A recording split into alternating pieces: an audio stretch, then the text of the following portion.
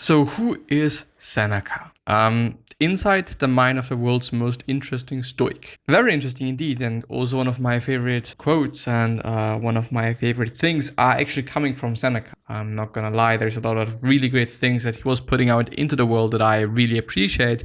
And I think, and I'm very excited actually for this article, because I do really want to see what he was really doing, because I don't know that much about that. A little bit, little tiny bit. But yeah, I'm still very, very interested in it. And yeah, with that being said, hello, welcome back to the next episode of the Self-Development with Ethics podcast, which is something that I often forget about, by the way. My name is Christopher Walch, and I'm your host. And I'm gonna go through this article and just also add some shit if I can add some shit. So, who is Seneca?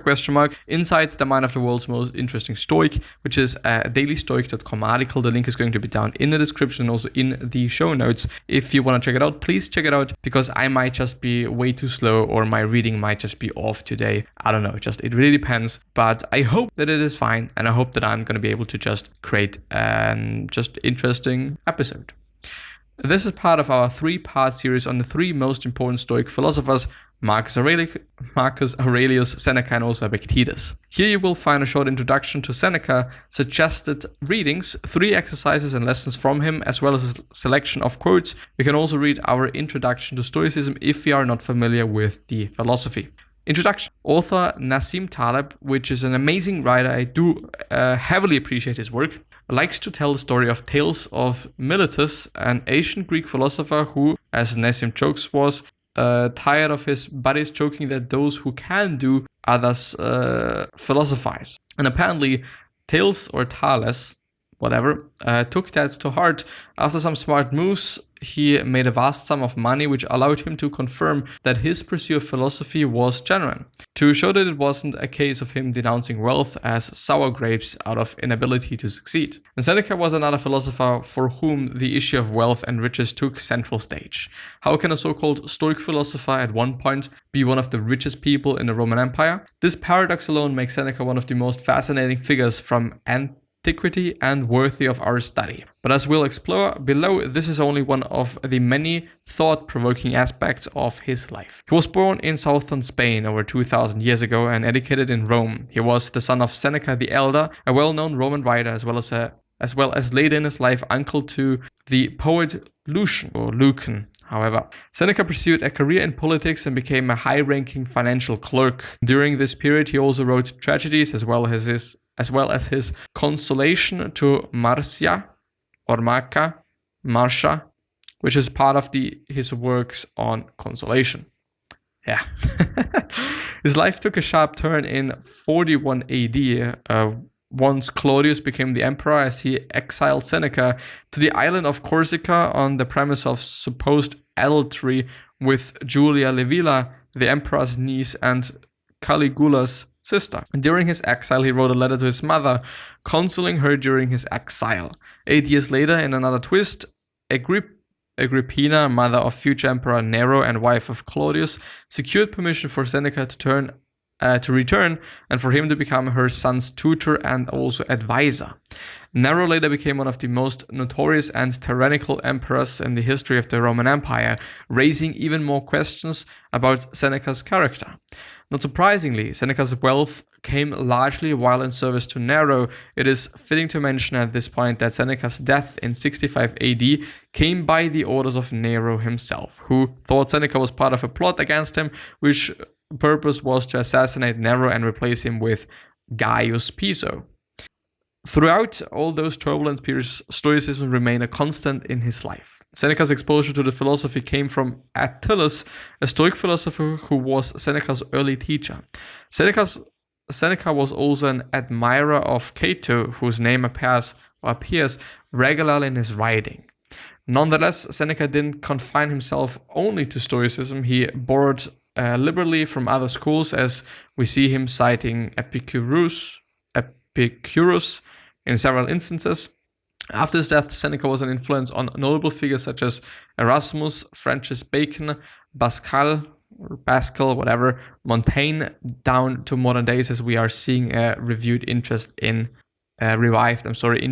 him. 2 notable examples amidst amidst many include best-selling author and former trader Nassim Taleb. I didn't know that he was a former trader. Who has dedicated an entire chapter to Seneca in his last book, as well as writer and entrepreneur Tim Ferriss, who published an audiobook of Seneca and has often referred to Seneca on his popular blog. And the strong interest in him is, of course, not surprising. Seneca not only wrote on philosophy, but used it in a way it's meant to be used, to handle and navigate through the upsides and downsides of fortune, and those he knew extremely well, varying from massive wealth to exile to handling with dignity the suicide order from his own pupil, Nero. Which I guess is pretty tough, isn't it? There are lessons in that for all of us, no matter what we are currently facing. Before we do so, the question remains, how does one make sense of such a life? The philosopher who was beyond wealthy, a tutor to one of the most terrible emperors in the history of the Roman Empire, yet his moral writings would urge us to be better people. In an article in the New Yorker, Elizabeth Colbert writes that while some, like the critic Robert Hutchins, have labeled Seneca as a hypocrite almost without equal in the ancient world, more recent scholars offer a more nuanced view. It is possible, she writes, in their view, to see Seneca as a hypocrite and as a force of moral restraint. It is important to note here that Seneca was self-aware to understand this, as he wrote, "I am not a wise man, and I never will be." He understood well enough that he was imperfect and was forced to walk incredibly difficult paths. His life was one of riches, power, ambition, politics, but also one, to the best of his extent, of philosophy, introspection, and self-awareness. Notable works and suggested reading. One thing that stands out from Seneca is that he is one of the most enjoyable and readable of all Asian philosophers. Part of it was due to the fact that his most notable works came in the form of letters. We have two main recommendations for you to grab. On the shortness of life, this collection of 3 short letters might be the best introduction to Seneca. The main one on the shortness of life is a stringent reminder about the non-renewability of our most important resource, which is time. One of his most famous quotes comes from this writing and is worth reflecting upon. "We are not given a short life, and this is a quote, by the way, we're not given a short life, but we make it short, and we are not ill-supplied, but wasteful of it." The next is Letters from a Stoic. From the looks of it, Seneca was a trusted friend who gave great advice to his friends. Now we can read those letters and they can guide us through problems with grief, wealth, anger, poverty, success, failure, education, and so many other things. If you prefer audiobooks, you should instead listen to the collection, The Tao of Seneca, recently produced by Tim Ferriss, which I guess is an amazing thing. If you're still curious, we would recommend taking a look at Seneca's plays Dying Every Day, a great biography on Seneca, as well as a grappling anti-fragile mentioned grappling anti-fragile mentioned above, which has a fascinating chapter dedicated to him. Those with scholarly inclinations might find the academic paper Seneca on Trial worthy if they wish to go more in depth. Pretty amazing. Now, 3 exercises and lessons from Seneca. I do, by the way, think that I'm going to be able to go through the whole one today. So amazing. And also the reading is quite well today. I gotta have to admit that. Find an anchor. Seneca in his letters to Lucilius urges him to choose a role model to provide a standard to live or live by. This is of course idea that is not unique to Stoicism, but any means by Seneca.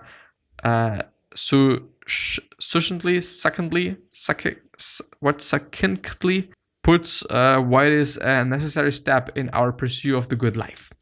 The person of our choosing can provide us with principles that can help us navigate even the most difficult and treacherous, I think it's actually treacherous, isn't it? Treacherous circumstances, as well as standards against which we can judge our behavior on a day-to-day basis, as Seneca wrote. So choose yourself a Cato, or if Cato seems too severe for you, Laelius, a man whose character is not quite so strict. Choose someone whose way of life as well as words and whose very face, as mirroring the character that lies behind it, have won your approval. Be always pointing him out to yourself either as your guardian or as your model. There is a need, in my view, for someone as a standard against which our characters can measure themselves. Without a ruler to do it against, you won't make crooked straight. The second exercise is never be a slave of your wealth. Let's return to the paradox about philosophy and riches. A way to think about Seneca's wealth, as discussed by Nassim Taleb, is the following. Seneca not only wanted the upsides of wealth, but was always ready to use it and never depend on it. He was a master of it, not its slave. All of the upside, none of the downside.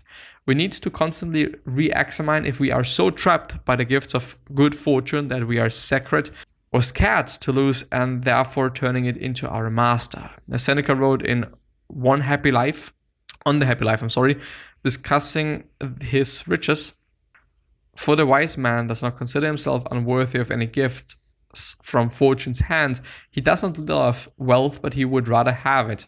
He does not admit into his heart, but into his home. And what wealth is his, he does not reject, but keeps, wishing it to supply greater scope for him to practice his virtue. Which just means, okay, if you're wealthy, if you have it, appreciate it, amor fati, appreciate your situation, but don't be its slave. Try to use it to just make your life even better, period. As he summed up his attitude of being a master and not a slave of good fortune, and this is a quote once again, for the wise man regards wealth as a slave, the fool as a master. The third and last one is fight your ego. Seneca understood well how our ego can impede us from learning and progress. In today's culture or inflating everyone's self-esteem, we get used to only hearing praise. Little by little, we start buying it more and more. To paraphrase what a journalist wrote about tyrannical leaders, when you keep hearing that you are a Superman, you start to believe it. Seneca warned Lucilius against such indulgence. And this is a quote. The chief obstacle is that we are quick to be satisfied with ourselves. If we find someone to call us good man, cautious and principled, we acknowledge him. We are not content with a moderate eulogy, but accept as our due whatever flattery has shamelessly heaped upon us. We agreed with those who call us best and wisest, although we know they often utter many falsehoods. We indulge ourselves so greatly that we want to be praised for a fortune which is the opposite of our behavior. A man hears himself called most merciful while he is inflicting torture. So it follows that we don't want to change because we believe we are already excellent, which we are not. And this is very important. I actually would like to I'm going to highlight the whole thing because I think it's amazing. I don't still know if I'm just allowed to do that. I actually don't think so. But anyway, Seneca quotes, think your way through difficulties. Harsh conditions can be softened. Restricted ones can be widened, and heavy ones can weigh less on those who know how to bear them. Let all your activity be directed to some object. Let it have some end in view. Which, by the way, I think is an amazingly point. Having a goal in life and having a purpose in life and just knowing why you're doing things. Why am I recording? Yeah, because I want to just create cool content and I want to share some things that are hopefully going to help somebody. And I also actually like to talk, and I also like to talk in English, which has also been a great and important fact for me. And yeah, why am I just designing something? Because I want to get better at it. Why am I just working out? Because I like to look buffed and I want to be healthy. Why? I think it makes sense. I think it is a great thing. And this is also why I just love Seneca, because he is often pointing out things that I don't necessarily think about.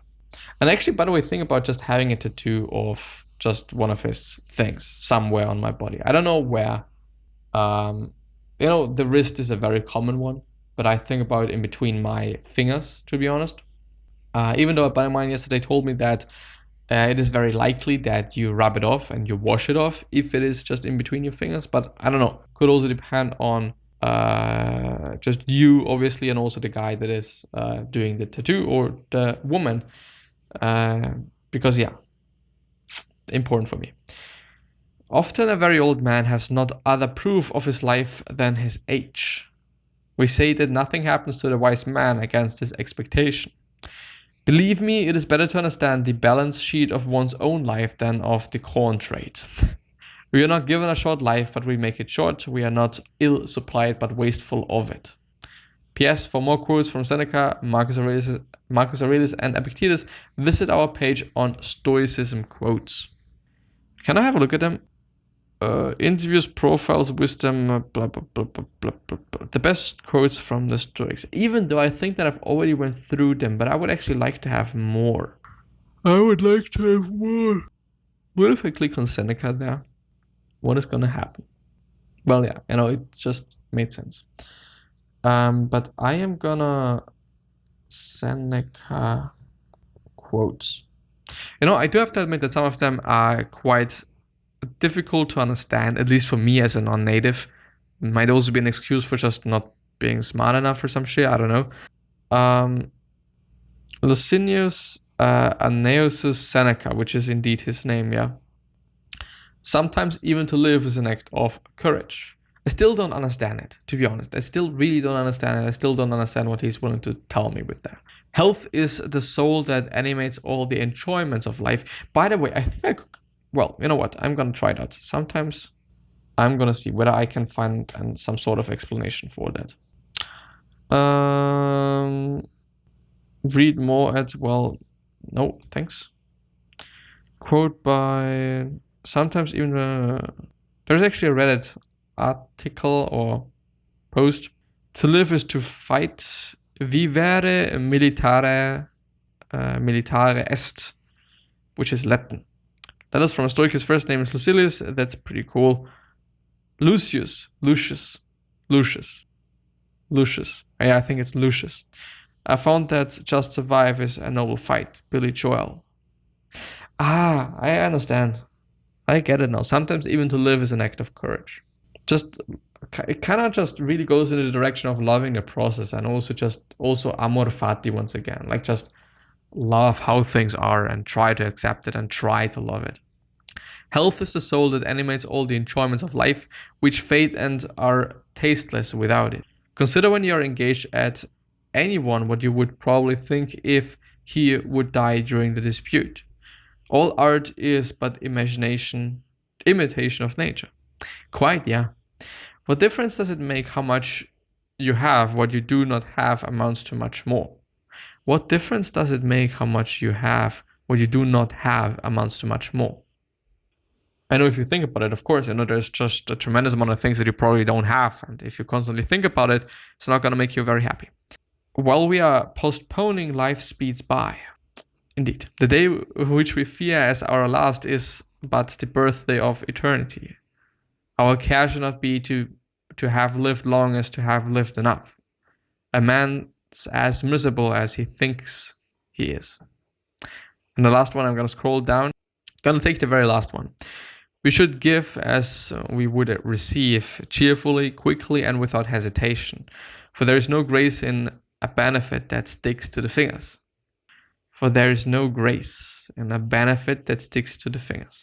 Yeah, because it's not benefiting anyone if it sticks to your fingers. Amazing things, just really amazing things. But yeah, I wish you the best health, of happiness, and all success, and also hope that you're going to remind yourself and you're going to be remembered, which basically means your legacy, and basically means just being remembered as a good person, and also being remembered. Do I always say the same thing? And being remembered as a good person. Well, anyway, being remembered as a good person is a good thing. 3 other questions that I'm having you are: why are you here? What are you trying to change? And what is bothering you the most? These 3 questions are hopefully going to show you your purpose and maybe even a business idea, which is a pretty fucking cool thing. One other question that I'm having you is: what could you essentially say to another person that is really indeed going to change their life? Because I totally believe that we all can do that, in one or the other way. So please think about it. Please keep that in mind. Thank you very much. I'll see you soon. Please stay healthy and safe, and also your family. I deeply hope that from my bottom of my heart. Please really stay safe. Please keep that in mind. Please take care.